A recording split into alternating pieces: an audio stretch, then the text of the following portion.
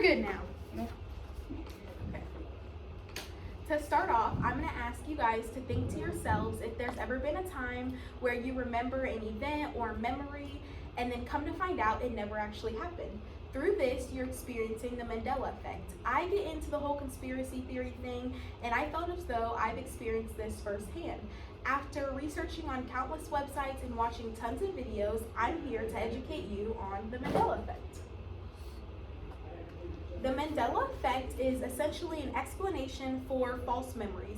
It is when a large group of people recall specific details about an event and then come to find out it never actually happened, or it happened differently than how people remember.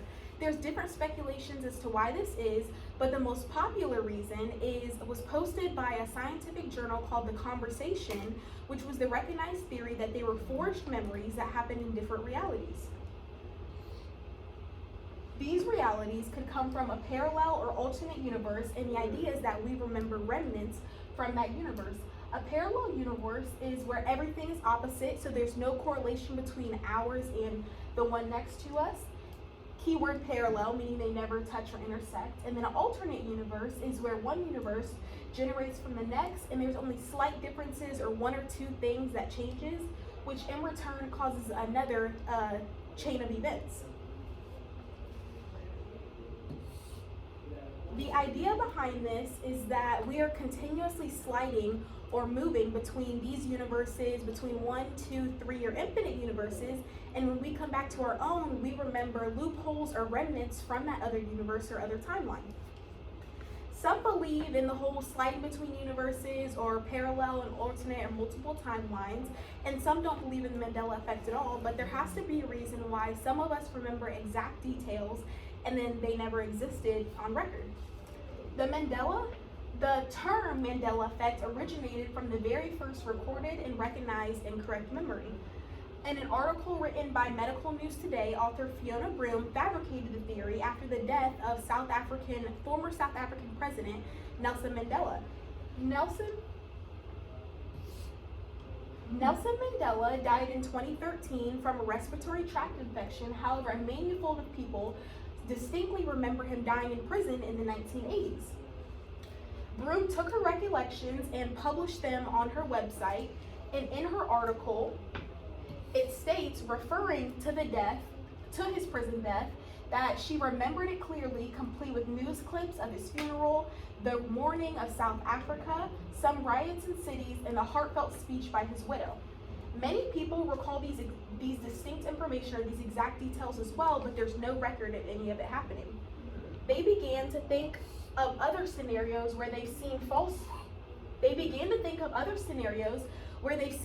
memories, and they took them and grouped them into one phenomenon, thus creating the conspiracy theory, the Mandela effect. Now, some people could care less when Nelson Mandela died, or that people thought he died in prison in the 1980s, but there's plenty of Mandela effects today that tend to shock people's minds. So what I'm going to ask you to do now is that if you understand what I'm saying, or if you agree with me, just nod your head or give me a little bit feedback to know that I'm on the right track. So some common Mandela effects today are the Berenstain Bears. So when we were kids, we all remember watching the Berenstain Bears TV show. So some people remember it being spelled Berenstein, but when you look back at records or any books or movies, it's actually spelled with Stain. People even remember the theme song being said as the Berenstain Bears, but then when you listen to the theme song now, it says Berenstain Bears. So that's an interesting one that people have come to find out.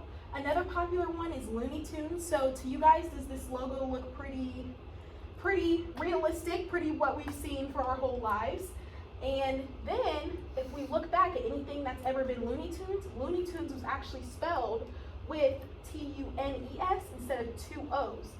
But then some people look at this logo and they're like, that doesn't even look right. But if you look back at anything, the only time that you see Looney Tunes spelled with 2 O's is when somebody from the company it's somebody who wasn't in the company made it, or somebody was trying to express the idea of the Mandela effect. Another one is Febreze. We all see Febreze bottles in the store or in our house, and we think of it as being spelled like this, or people look at it and they're like, oh yeah, that looks like what I've seen my entire life. But it's actually always only been spelled with one E in between the R and the Z. And people look at this bottle and they're like, that doesn't even look right. Breeze isn't even spelled like that. But if you look back at when the brand first started, any commercials that they've done or any bottle itself, it is always spelled with one E, or said to be always spelled with one E. This one is definitely my favorite, and most people find this most shocking. We all watched Curious George when we were a kid. We remember him like in stories and in movies, swinging back and forth from trees, eating bananas, singing songs with doo-woo. But we don't remember that because Curious George was said to never have a tail in any of the movies, in any of the books, or anything like that. So I think that's my most shocking one, and that's the one that shocks people most, because it's looking at him without a tail, it doesn't even look like right. But if you look back at any books or anything like that. Our last one is gonna be the Monopoly Man. This looks like the Monopoly Man to me.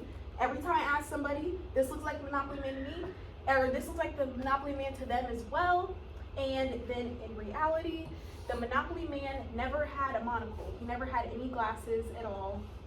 And on any board game, on any commercial, in stores or anything like that, he doesn't have a monocle. But when people think of him or draw him without knowing of this effect, then they do it with a monocle. So yeah, if you were shocked by any of those, or if you're rethinking your childhood or what you've known your whole life, then that shows that you've been affected by the Mandela effect and that you have been moving back and forth from parallel or alternate universes. So thank you for listening to my speech, and I hope that this was a little bit shocking to you today.